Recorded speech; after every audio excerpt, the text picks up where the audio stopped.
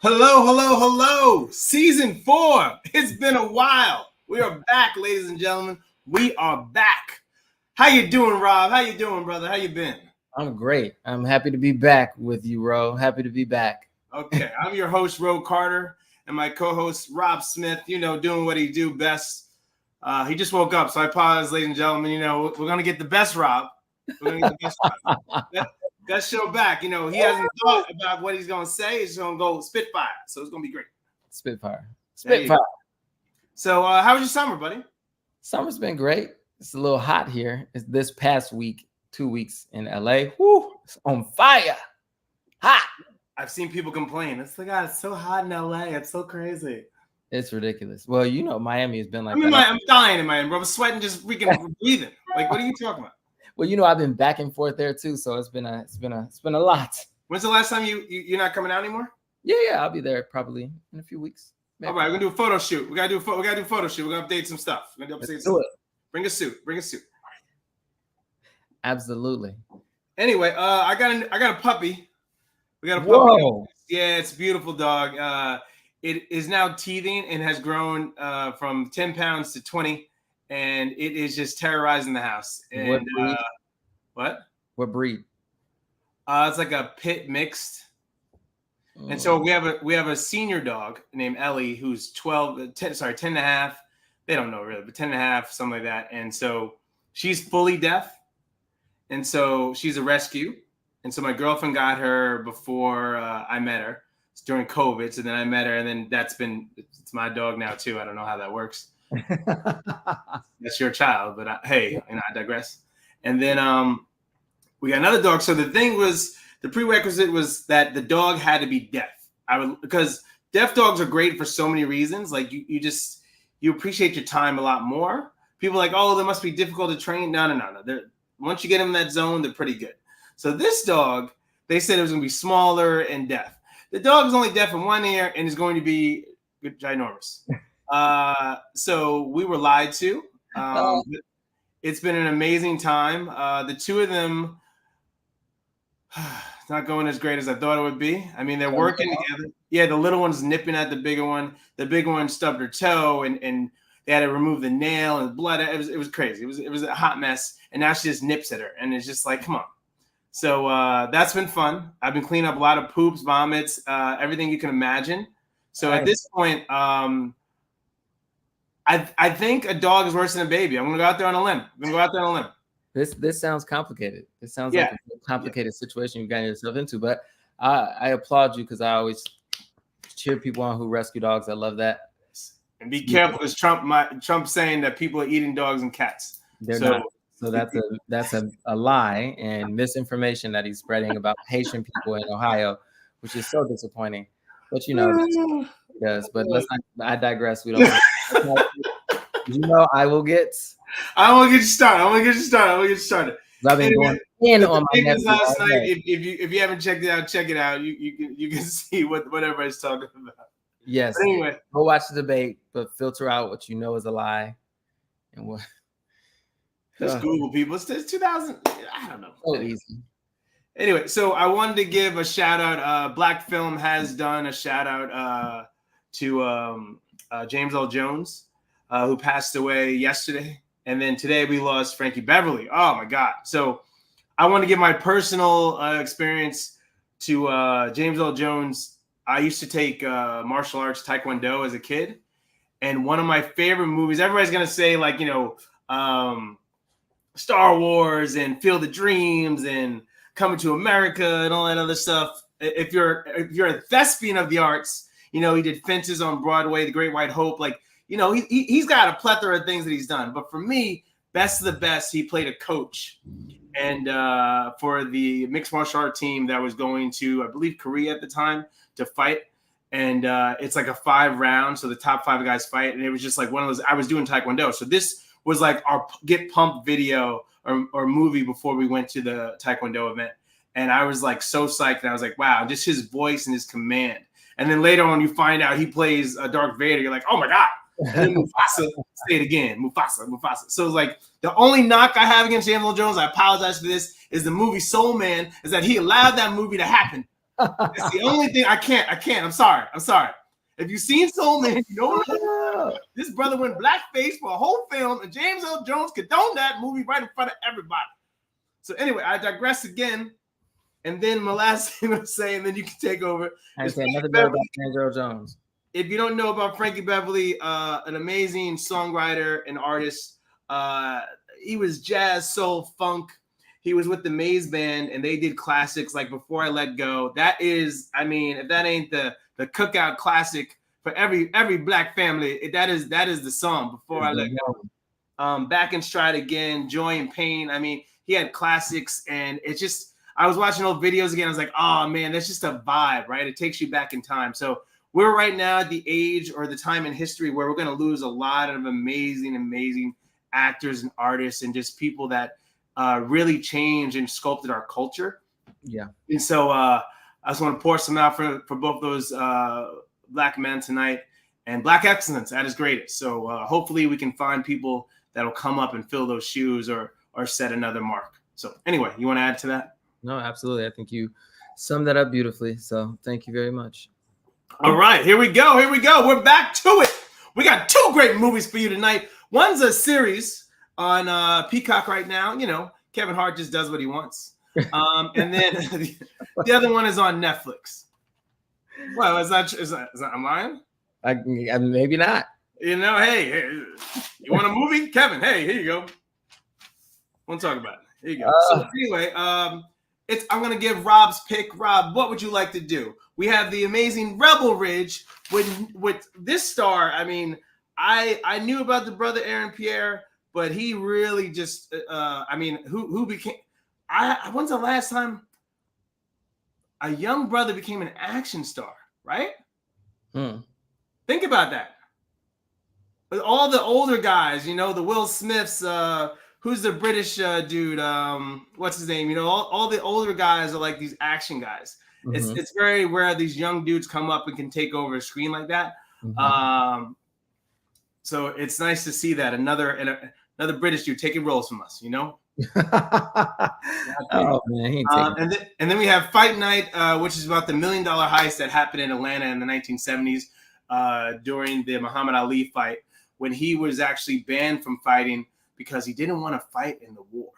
And so that was all the hoopla that went down. So his first fight occurred. You know what? We're just going to go into this one. The first fight that occurred was in Atlanta in 1970s. This takes place about a big heist that went down the night of the party. Kevin Hart's character plays Chicken Man, which is a running joke throughout the whole film. He plays Chicken Man, who's the guy in Atlanta that kind of gets things going. He's hearing about this fight. All these big guys, basically the Black Mafia, is coming to Atlanta to watch this fight. So he has an idea.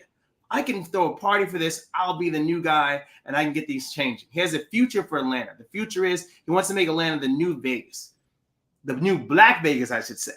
And so he has this idea of, hey, if I can just get a meeting with Samuel L. Jackson's character, the Black Godfather, that we can really get in, and I'll ride his coattails, and then I can open up with all these ideas. This also follows Don Cheadle's character, who's a detective that's protecting Muhammad Ali at the time. He's his support as he travels through Atlanta.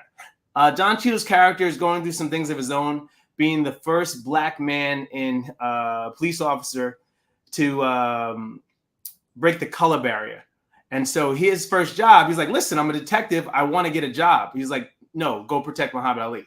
And if you were in the force or you served, you didn't believe what Muhammad Ali stood for. So I love that you kind of see that back and forth. We learn a lot about Muhammad Ali that even I didn't know when I watched the movie Muhammad Ali, played by Will Smith. So I really love you get an inside peek of what really went on behind the scenes, and how that conflict kind of turned to a friendship at the end of the day. So I really love this movie. Had so many mini stories in one, and it kind of came together. This is a series. So right now on Peacock, there's 3 episodes. Right now, we're only going to discuss the first one and then go into the next movie after that. But hey, for a new movie coming out, a new series coming out on Peacock, what'd you think, Rob? Were you excited? Sometimes when a cast has so many people, hold on, let me go into it. Kevin Hart, Samuel Jackson, Taraji P. Henson, Terrence Howard, Don Cheadle. I mean, you had stars beyond stars. Was it overwhelming, or did they do justice to the piece? Well, No, He's starting off well.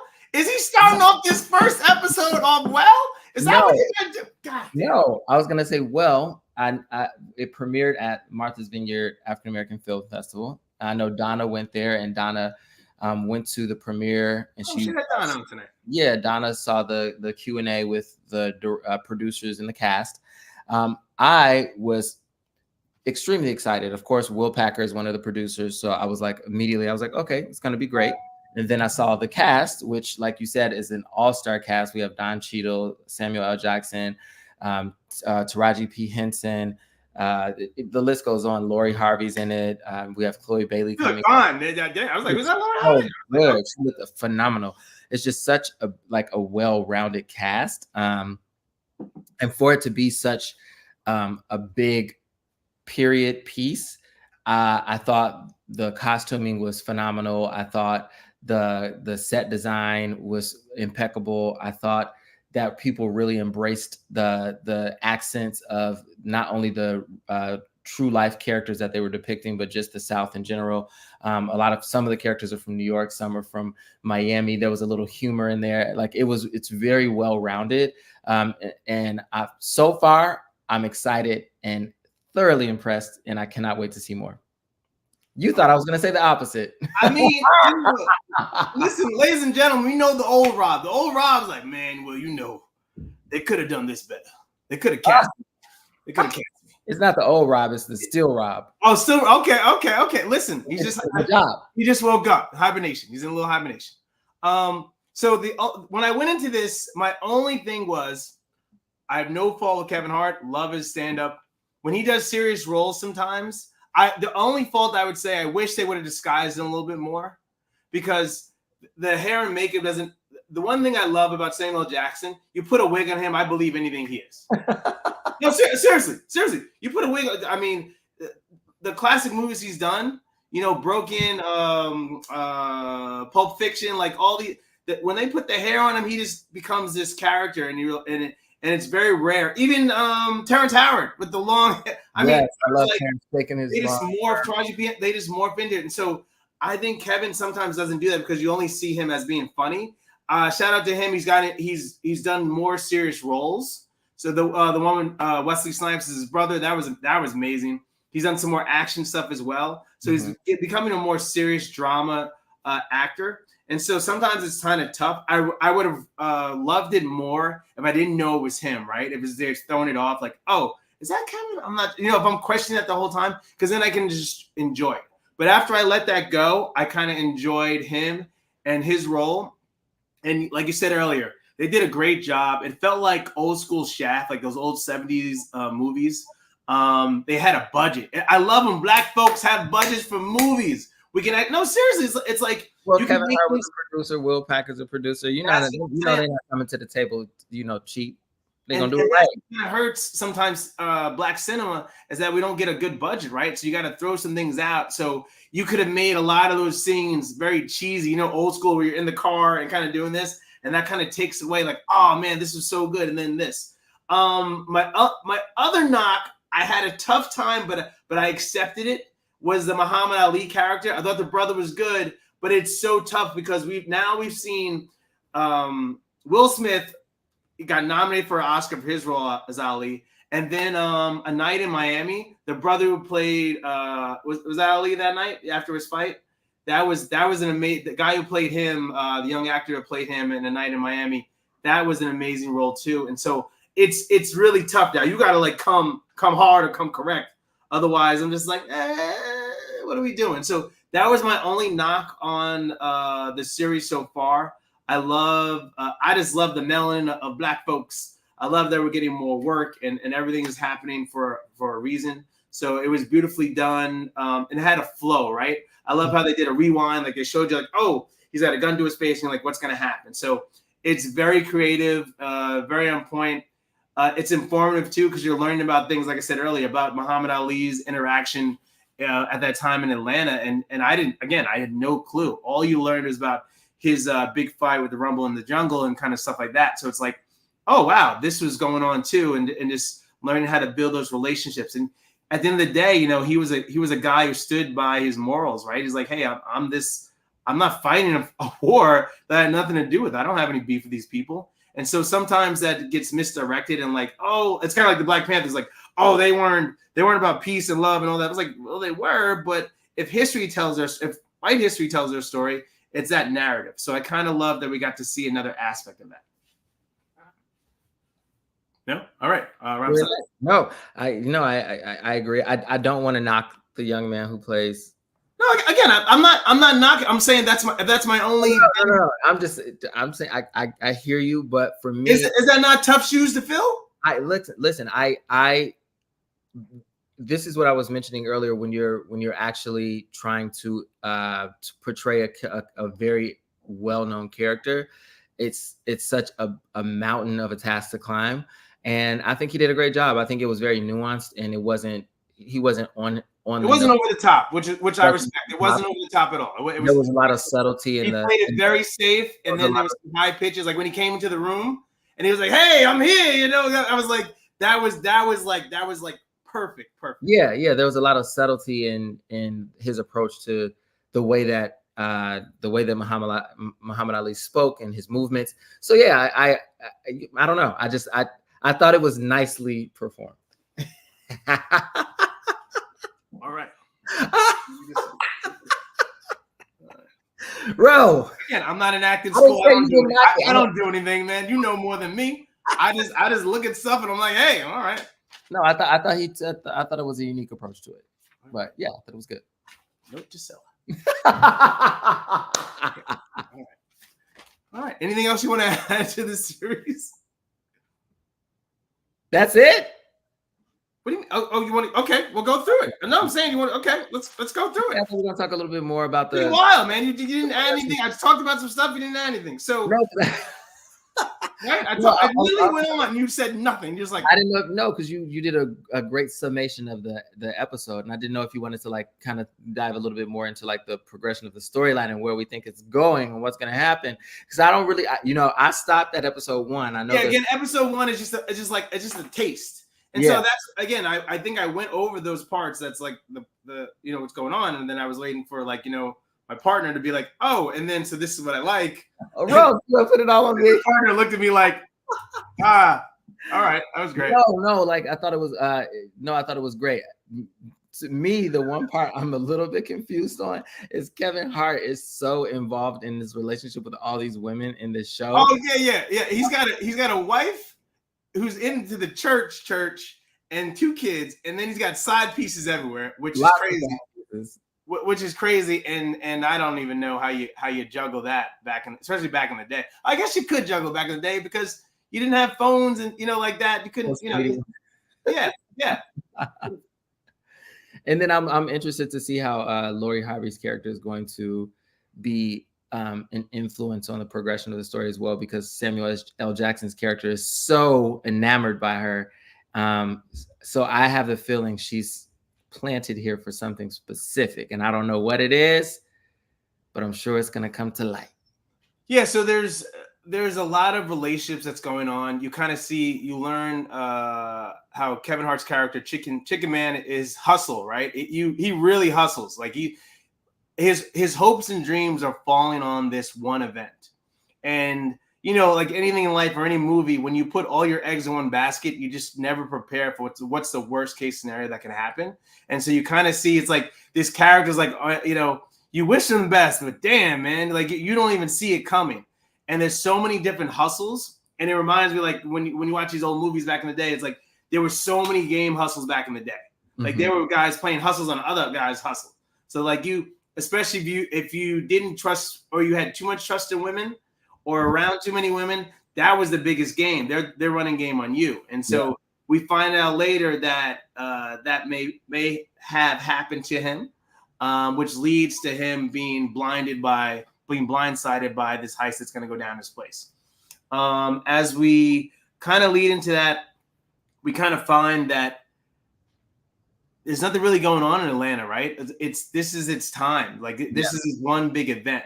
So if you're going to make a name for yourself, this is the time to do it. So all these people come out of the woodwork, and it's kind of crazy. It's kind of like, like the Super Bowl, right? When the Super Bowl comes into your town, it's like, oh my God, so and so here. People going crazy. Lil Wayne's not gonna perform in New Orleans. That's crazy. Anyway, have you seen Lil Wayne perform lately? No, I have not. I don't think I've ever Yeah, seen he I'll send you a video. Not just kind of Lil Wayne. Yeah, he's not. Listen, man, he's a hot mess right now. And this is my opinion, not Black Films. This is my opinion. He's a hot. I just want to make sure before people come at me. Keep out of this. What's the promoter from Miami, or the boss from Miami? His character. What is his the I don't know if he's supposed to be. Is he supposed to be Cuban or? Yeah. So that was crazy too, because it takes place in Atlanta. So there's people coming at Chicken Man because he's trying to roll this party, and they're like, "Yo, man, you on my turf?" He's like, "Your turf? You in Miami? Right. How is this your turf?" So I need a piece of the party. So everybody, that's the only thing when you're only running with women. Back in the 70s, unless they're gangster and ready to pop it off, you don't have the muscle. So Kevin's character, Chicken Man, doesn't really have the muscle, meaning men to kind of like, hey, man, it's my security. So when he gets into these things, these conversations, there's no one really to back him up. So he has to befriend other people to kind of keep it going. And you kind of see how that goes in the wrong direction. So you're rooting for the character, but at the same time, like, man, come on, what are you doing? Wake up. Terrence doesn't get that much love in this, at least the first couple episodes. He has that, like, he's not a main. He has those like moments where he says one or two things, and that's hey man, that's Terrence at his greatest. When he can just throw a couple of words or look you like, man, and you're like, you know what, all right, that's Terrence, it's fine. Just give him a check.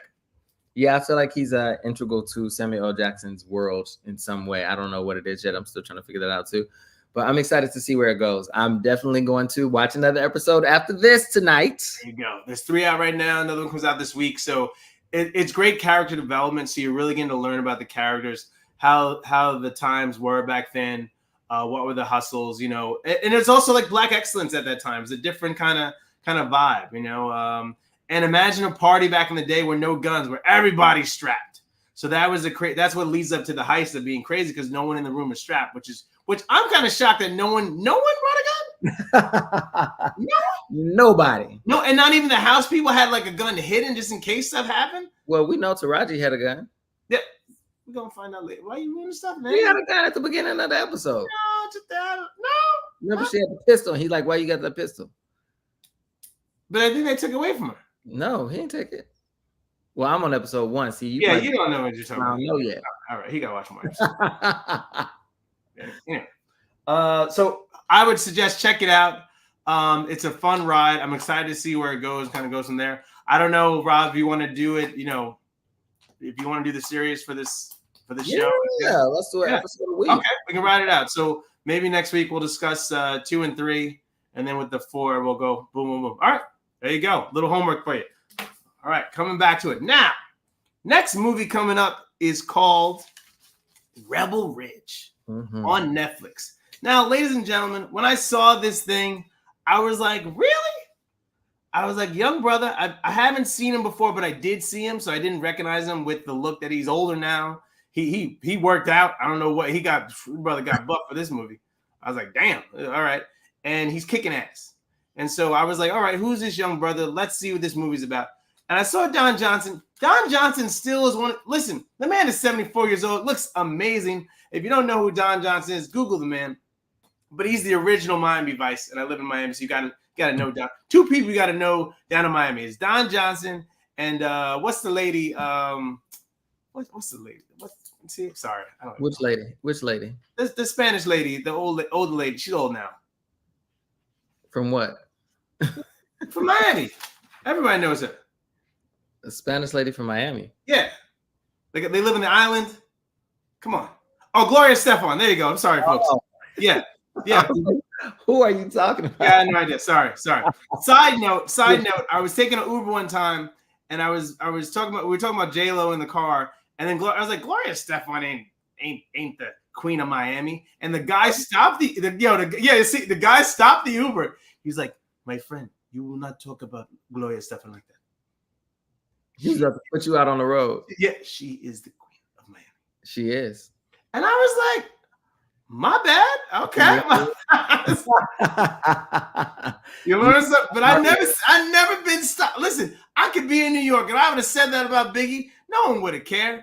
No one would have been like, all right, that's your opinion. You're an asshole. But the man stopped his Uber and said, how dare you?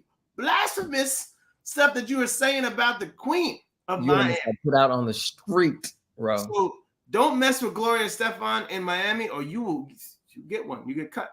But you know. Anyway, back to Rebel Ridge. Mm-hmm. So basically, this movie takes place in a small town where a former Marine, played by Arian Pierre, his name is Terry Richmond, and he confronts corruption in a small town when local law enforcement unjustly seizes the bag of cash he needs to post his cousin's bail.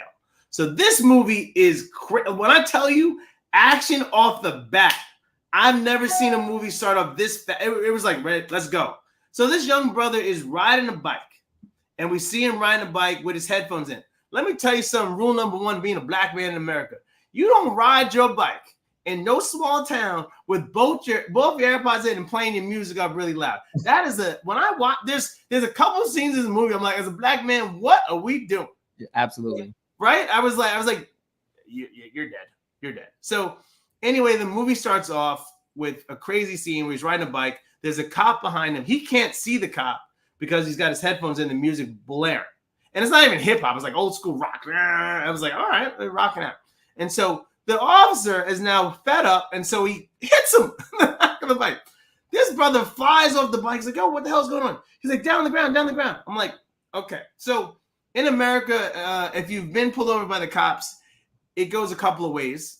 We've seen recently by the young wide receiver on the Miami Dolphins, get put on your face real quick, or you can go about your merry way. This situation doesn't go the way it's planned. He has a short period of time to get the money to his cousin to bail him out. His cousin was in a gang affiliate thing that went down and it went bad. And so he knows that people are waiting for him when he gets into prison. So if he doesn't get there in time, his cousin's basically going to die. So this starts a crazy story. So he gets pulled over and the officer's like, where are you going? He's like, can I sit in your bag? Can I look in your bag? He's like, no. I was like, but I only have a time period. They sit him in the car, arrest in handcuffs. And he's like, listen, I have a certain time. I have to be down here to bail my cousin out. He's like, well, we're going to keep you overnight or we're going to keep you for a couple hours. So I don't know how long it's going to take. He's like, it would make us easier if we can search your bag. And he's like, all right, man, I'll give you the right to search your bag. Now, there's so many things here. I wish a lawyer would actually come to the page at the time and say, like, hey, guys, this is what you can't do, what you can't do. But this is a small town, so all your rights are basically out the window. As they go to search in his bag, they find $30,000 in cash in his bag, wrapped in a Chinese bag. This doesn't look good for anybody. But his explanation is that this is for my cousin to bail him out, and then the other $20,000, we're going to buy a truck and then start a business. He's on the up and up. Where'd you get the money from, son? Now they automatically think it's drugs involved. You're trafficking drugs. You're on a bike. You're a black man in this town. You have $30,000 in the back. It looks and listen, even I couldn't. I was like, man, this don't look good. It looks. But he's like, hey, just follow me down there. Let me just get the money, bail, and then go from there. The cops don't believe him. This goes crazy, and then we found out later, which leads into him just going on a rampage. So this reminded me of Rambo's First Blood when he comes into a small town, right? And he's like, hey, he's a veteran. He just wants to go in there, just chill and get some breakfast. And the cops like, get out of here. And he keeps on coming back in. And so it has a little bit of twist in here, which leads to some other things. And you learn about the corruption of this small town. But there's so many times where you're just like, wow, I was like, this is crazy. Could this happen to me? Again, I'm not going to fight the town, of course. But I mean, in terms of the way he was treated and how he had no rights of anything. And so this is that movie, for the little people who kind of get blown to the wayside and get taken advantage of. And what are you going to do, right? You can't complain to anybody. And they just steal your money, your hard-earned money that you earned. And so I really love this story because I think it's a story about corruption that happens in all these small towns, but also, fighting for the right of people and the right of others in your family. So I really love how that story came together. And this new actor, this is his breakout role. I think he's going to be, then Marvel might have to give him a call. I'm just saying. Marvel might have to call him up because this brother, I mean, one brother lost a job, but I see another brother that may be able to take it. I'm just saying. No, that apple and Tough that apple and that orange don't compare. But tough shoes to fill. You're saying, okay? Yeah. And that, no, that's no. Oh. But this story, I do think was a fun play on. It was a fun, creative take on like police brutality, racism, all of those narratives. It was a unique take on it. I thoroughly enjoyed it as well. I did think the action was fun. The action was great. It was action filled from beginning to end. That was great. The storyline was good. There were a few times where I was like, it felt a little pushed, but I did enjoy it. Again, the brothers camping out overnight and making fish and catching it. I'm like, there were some scenes. I'm like, come on, man. Like, what does this make him more like nature or like? I didn't understand like what was the point of that. Yeah, I didn't either. Like, I guess he didn't have anywhere to stay, but you could have got a motel. Yeah. It was like, well, I want to stay up the radar. I want to sleep by the river. I don't know. It was like you said, a couple of parts. I was like, would you do that? I don't know. Well, they took his money, right? So it's like, what you gonna do? Exactly. So yeah, I definitely. You think but I think he was prepared to sleep in the woods anyway. It just came off. 30,000. You only needed 10 for the thing. Put $20,000 in your bank account. What are we doing? What are we doing? It's 2024. 20,000 in the bank account, 10,000 cash. Give it the bank. What are we doing? Right about that. He should have just took the cash he needed to go down. Still, $10,000 on you is very suspect. It's a lot. It's very suspect. Riding through that little country town. But yeah, I don't know. I thought the film overall. I thought the film was great. I'm not going to knock anyone's performance. I thought they did a great job. Especially, I loved the Summer McBride, the young girl. Summer McBride, played by Anna Sophia Robb. Yeah, she did a great job as a former drug addict who's changed because she's trying to do her best to create a life where she can get her daughter back. And she works at the courthouse where he has to post the bail for his brother, and she sees this corruption happening often, especially to young people of color. So she's trying to figure out what is happening. And she intervenes to give him legal advice, even though she's not an attorney yet. So I thought her performance was great. I thought her addition to the story really helped push it forward. And the corruption of the police department was going so deep that it weaved through her character to the point where she was, physically accosted and pulled into it in a very traumatic way. So I did enjoy that. And the female police officer that worked at the station, she did a good job. Yeah, let me tell you, I was like, you coon. Oh, you cursed her out? I was cussing her out left and right because she was not. I just, I was like, girl, you know exactly what they are doing, and you are sitting back and helping. It was driving me crazy. So she did a good job because she annoyed me to the umpteenth power. I don't know. I disagree to an extent. So in the movie, he's at the precinct. He goes in there to file a complaint and basically say, hey, one of your officers stole $30,000 from me. And she's like, okay, fill out this form, and then we'll go from there. And then that's when Don Johnson's character, Chief Sandy Byrne, comes into the scene, and he says, hey, I heard about your situation. This is what's going to go on. And then Terry says, hey, you know what, man? I just need the 10. Whatever you guys want to do, the 20, do whatever you want. And Chief is like, listen, man, let's take a walk outside. You ain't going to embarrass me in front of my people. You're not going to tell me what you're going to do. And then this becomes a whole nother case. And so at that point, you kind of see, like, I wish, I admire young brothers that don't see, like, the worst that can happen, because I think I was raised in a different way, like the fear of, like, the unknown. Like, you don't see the worst in somebody. Like this guy, you don't know what's going to happen, right?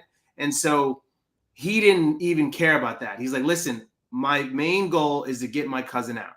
I don't care what you can do or anything. And I guess maybe that's the Marine in him. Like, listen, I'll kick your ass. I don't care. I don't care what you do to Yeah. me at the end of the day. But you just didn't know, right? It's a small town. They just grabbed you up and say, hey, throw you in the back. That's it.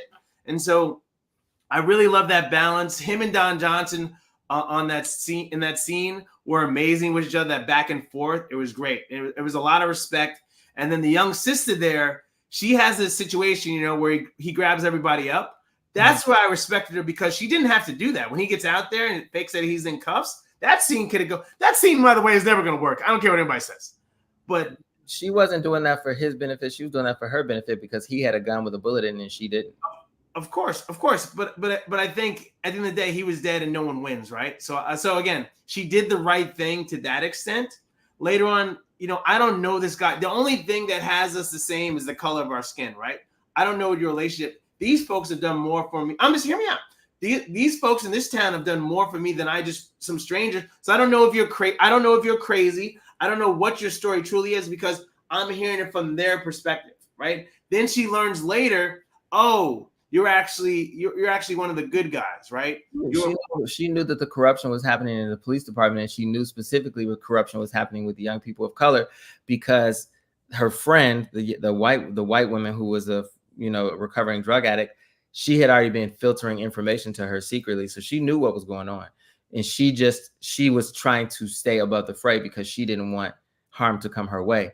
But at the end of the day, her complacency and her willingness to stay above the fray and not get into the mix of things allowed for a lot of people to be victimized and some people to die.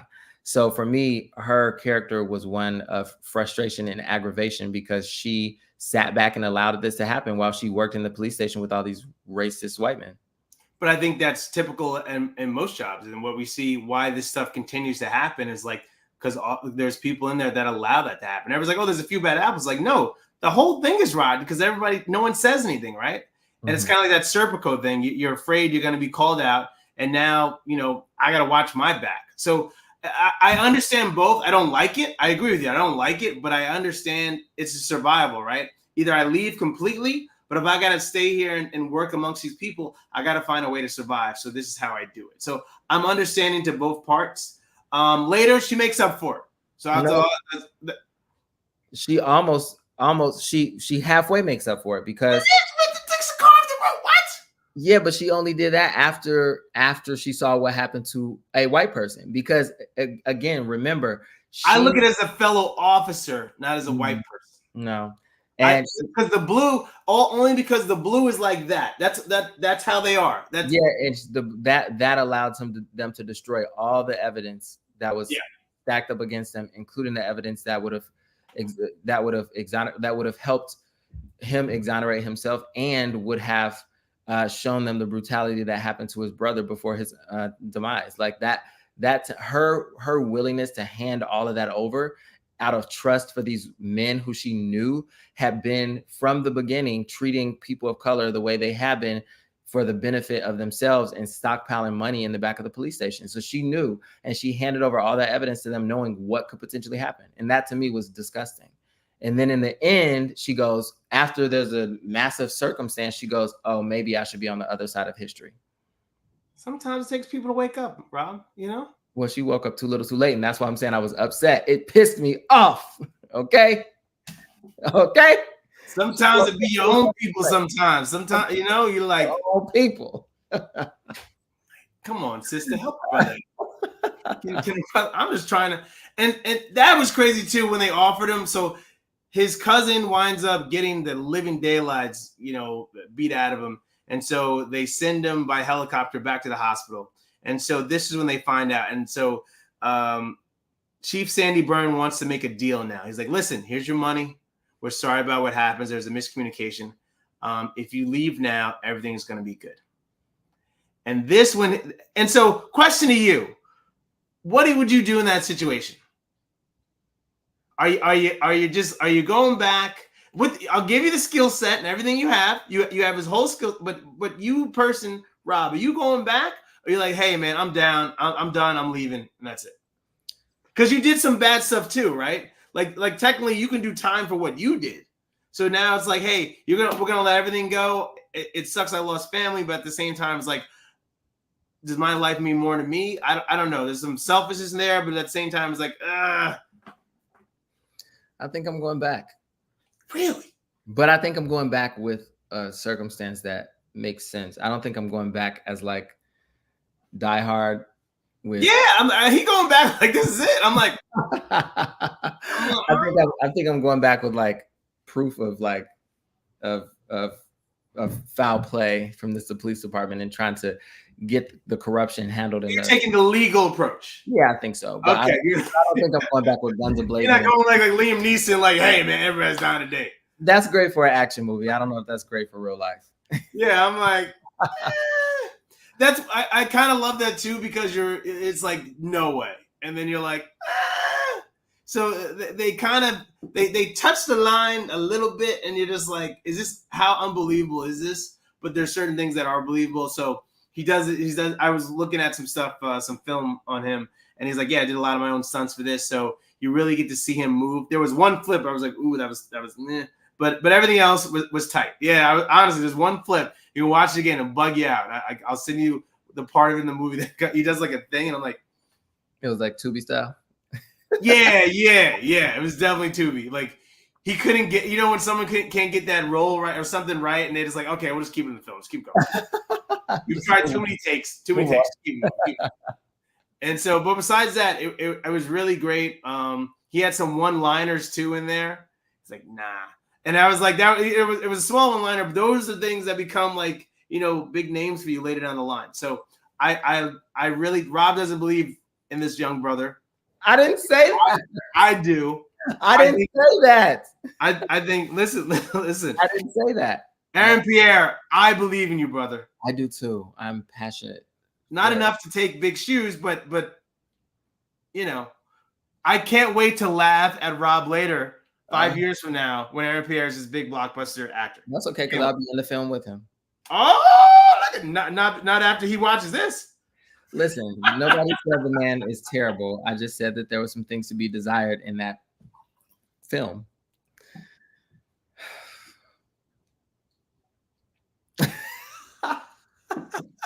Don't you miss this, people? Don't you miss this? Okay. Anyway, so overall, I really like the film. If you haven't seen it on Netflix, check it out. Anything you want to add to it? Would you recommend this? Thumbs up, Rob. Look at that. Look at that. There we go. We're back. We got these in. Do you have you have an iPhone. Does it work for you? I don't know. This thing is weird. Okay. Anyway. That's what you're trying to do? Yeah. It's your finger replacement, bro. You gotta. This dog has beat up my hand. Listen, half my right hand. I could have been a hand model, not anymore. I got this cut, this cut. Yeah, she's like Muhammad Ali hands over there. Teething. Yeah, she's teething and doing this other stuff. So, listen, if you're not really ready for a dog, don't get a dog. If I can suggest anything to people, if you're not ready for a dog mentally and physically, it's a lot. Especially puppy. Or a friend. Ask a friend, hey man, can I walk your dog today? Because I miss that, that closest, that companionship. You can borrow. I tell people all the time, you want to take my dog? I'll see you next week. I'm fine with it.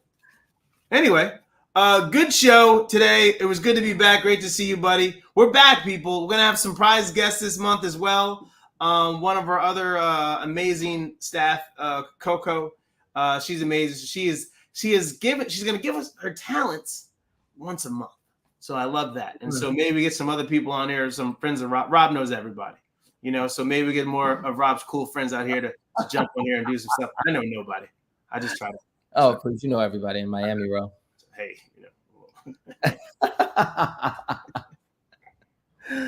Oh my gosh. Anyway, football's back. I'm a Jets fan, so I cry still. And yeah. But it feels good. The energy in the election's coming soon. Like there's a lot of energy going on. So everybody, do your due diligence. Do your homework. Don't believe everything you hear and see on TV. Go do your work for that, and be safe and love the ones you're with. Rob, you got to add anything else? I don't. It's good to be back. Good to see you, Ro. Let's keep it going. Okay. I love watching these shows with you, watching these movies with you, having these conversations. It's great. I love the energy. Yeah, see, he just woke up. Good. Now he's ready. Now we start the show now. Kind of late, but hey, here's what it is. I'm going to sleep after this. No, I'm just joking. There you go. So next week we'll do episode 2 and 3 of Fight Night, and then maybe see what other movies coming out. But we're branching out too. We're gonna do some white films, so we'll have a little bit of everything. We'll have independent stuff, so it's not just black films. We're gonna branch out. Is it too late to do Blink Twice? Who? Blink Twice? You didn't see Blink Twice? No, who's in it? Oh. Sorry, Rob. I'm taking care of it. It's written and directed by Zoe Kravitz. Oh, that I heard it was actually good. Let's add it for next week. Phenomenal. With what's the name? Who? Channing Tatum? Yeah. You're gonna be surprised. Really? Surprised. Yes. Really? Yeah. Is it in theaters? Yeah, in theaters. Okay. I'll see you this week. Go see it. So Blink Twice, and we do episode 2 and 3. What? Don't blink at all, or you're gonna miss something. So pay attention. I can't wait to have fun with this movie. Anyway, once again, Rob, thank you for your talents again. Sorry we started a little bit late tonight. We're just getting all the technical stuff. You think we prepare in advance, but no, we're very last minute crew here. That's what we do. No, I'm not calling anybody else. I'm same thing here. I'm not shooting. I got one asset, bro. One. Listen, I'm not shooting the messenger. I'm just saying, as a group. Show starts 9:30. We shot at 9:35. So we'll be on it next week. So thank you, everybody. Tell a friend, bring a friend, and have a good week. Peace. Peace.